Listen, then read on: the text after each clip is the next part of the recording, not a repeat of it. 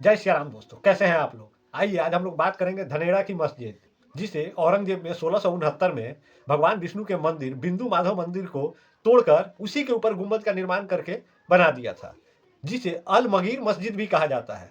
और इस पुराने बात पे आज चर्चा करने का मकसद सिर्फ इतना ही है कि सुबह सुबह जैसे ही खोले ट्विटर पे औरंगजेब को हिंदुओं का भाग्य विधाता और हिंदुओं का पालनहार साबित करने का कोशिश किया जा रहा था। एक ऐसा रोचक कहानी गढ़ दिया गया था, जिसे पूरा कहानी पढ़ने के बाद हमें भी ऐसा लगा कि इस पे एक पोस्ट बनाना जरूरी है, क्योंकि हिंदू मुस्लिम एकता का ये बहुत ही बड़ा मिसाल है और बहुत ही बढ़िया है। इतने ढंग से उसे सजाया और संवारा गया था कि मतलब पढ़ने वाला पढ़ के बिल्कुल ही मतलब आश्चर्यचकित हो जाएगा। सोचिए, अगर ये इतिहास और इस तरह की कहानियां अगर आने वाला भविष्य और बच्चे अगर पढ़ेंगे तो उन्हें तो यही लगेगा कि औरंगजेब हिंदुओं के प्रति कितना उदार भाव रखता था, कितना हिंदुओं को मानता था।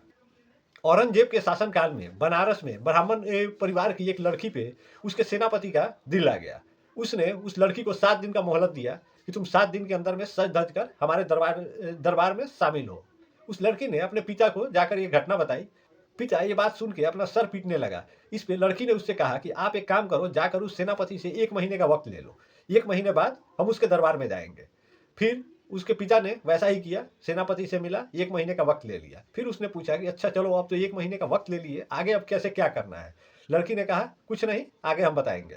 फिर लड़की ने लड़के का वेश धारण किया और पहुंच गई दिल्ली औरंगजेब के दरबार में। औरंगजेब नमाज पढ़ के निकल ही रहा था कि सभी फरियादी वहां पे लाइन में कतार में खड़े रहते थे और अपना लेटर लिख के औरंगजेब को देते थे, जिससे उनकी जो भी परेशानी होती थी वो उसका निवारण करता था। वहीं वो लड़की भी पहुंच गई उसी कतार में लड़के के भेष में।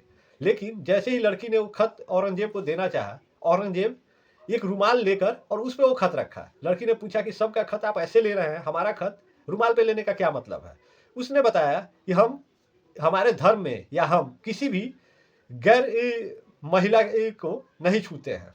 सुन के बहुत ही खुश हुई, उसने अपना खत दिया। खत पढ़ने के बाद औरंगजेब ने कहा जाओ बेटी, तुम घर जाओ और 1 महीने बाद सज धज के उसके दरबार में पहुंचो। बस इतना सुन के कह के और राजा वहां से निकल गया औरंगजेब। फिर लड़की भी वहां से गई 1 महीने बाद सज धज के। जैसे ही उस सेनापति के दरबार में पहुंची, इस कहानी में बताया गया था कि वो सेनापति असरफिया बांटने लगा था। लड़की जब वहां पहुंची तो इस खुशी में वो असरफी बांट रहा था।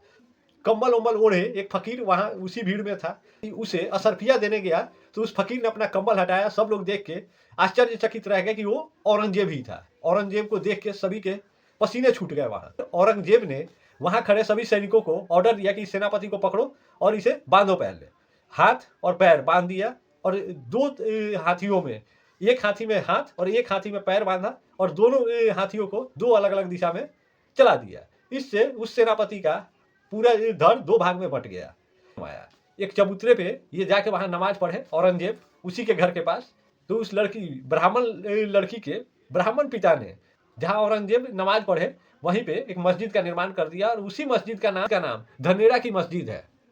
तो सोचिए, उस ब्राह्मण लड़की का पिता भी कितना धनवान था कि उसने राजा को खुश करने के लिए एक मस्जिद का निर्माण करा दिया। और वो मस्जिद देखिएगा इतना भव्य है जिसका कोई तुलना नहीं कर सकते हैं आप, जबकि असलियत इसके बिल्कुल ही विपरीत है। ये भगवान विष्णु का मंदिर था जिसे औरंगजेब ने तोड़वाकर इसे मस्जिद का रूप दे दिया था। और अभी ये मस्जिद एएसआई के सर्वेक्षण में है और बहुत सारे साक्ष्य मंदिर होने का कोर्ट में सबमिट किया जा चुका है। बहुत जल्द आने वाले वक्त में ये मस्जिद तोड़कर फिर से मंदिर ही बनेगा। अभी आज देश की राजनीति में बड़ा ही उथल पुथल मचा रहा। ओवैसी और टी राजा बिल्कुल आमने सामने लगे हुए दिखे। टी राजा का कहना है कि औरंगजेब हिंदुओं के लिए एक बदनुमा धब्बा है, गाली है। उसका कब्र हिंदुस्तान में तो होना ही नहीं चाहिए। और संभाजी नगर में उसका जो कब्र है, जहां असदुद्दीन ओवैसी के भाई 2022 में जाकर चादर चढ़ाए थे और तब से ही सियासी गर्म था। तो टी राजा का कहना है कि बुलडोजर लगा के हम उसके कब्र को खुदवा देंगे, उसका नामो निशान हिंदुस्तान में नहीं होना चाहिए। उसने जितने भी मस्जिद का निर्माण कराया था मंदिर को तुड़वा के, उस सारे के सारे मस्जिद टूटने चाहिए और हर जगह पे मंदिर का निर्माण होना चाहिए। औरंगजेब का कोई भी नामो निशान हिंदुस्तान में नहीं होना चाहिए। किसी भी आक्रांता का नाम हिंदुस्तान में क्यों होगा। और ये जो मस्जिद है पंचगंगा घाट के ऊपर ही बना हुआ है। इस घाट की जो चौड़ी चौड़ी सीढ़ियां है ये सब जाके गंगा जी में मिलती है। यह मस्जिद वाराणसी के धनेड़ा मोहल्ले में स्थित है, इसीलिए इसका नाम धनेड़ा की मस्जिद पड़ा हुआ है। ट्विटर पर इस्लामी टुटपुंजी इसी धनेड़ा मस्जिद में औरंगजेब को महान बनाने का कहानी फैला रहे हैं। जो ऑडो टस्की और इरफान जैसे बड़े बड़े विशेषज्ञ जो कहानी बनाते थे, वो भी इस तरह का अफवाह नहीं फैला पाए जो ये ट्विटर पर आजकल ये लोग फैलाने में लगे हुए। दूसरा गौर करने वाला बात है, औरंगजेब का असली नाम आलमगीर ही था, इसलिए इस मस्जिद का नाम आलमगीर मस्जिद रखा गया था। खैर, इस पूरी कहानी का सारांश सिर्फ इतना ही है कि औरंगजेब ने हिंदुस्तान में हजारों मंदिरों को तोड़कर मस्जिदें बनाई थी, और अब यहाँ पे बीजेपी का सरकार है। उन सभी से विशेष आग्रह है कि जितनी भी मस्जिदें औरंगजेब ने बनाई थी, उस सब मस्जिदों को तोड़वाकर, उसका जांच करवाकर फिर से पुनः वहाँ जो मंदिरें थी उसे स्थापित कराया जाए, और औरंगजेब का इतिहास हिंदुस्तान से खत्म किया जाए, और उसका इतिहास, भूगोल, ज्योग्राफी पढ़ाने का काम हिंदुस्तान में तो ना हो। और औरंगजेब ने बहुत सारी मंदिरों को तुड़वाया था, उन सब मंदिरों पे डिटेल में वीडियो बहुत जल्द आप लोगों को मिलेगा। तब तक अगर जानकारी अच्छी लगी हो तो शेयर करते जाइएगा। जय सिया राम।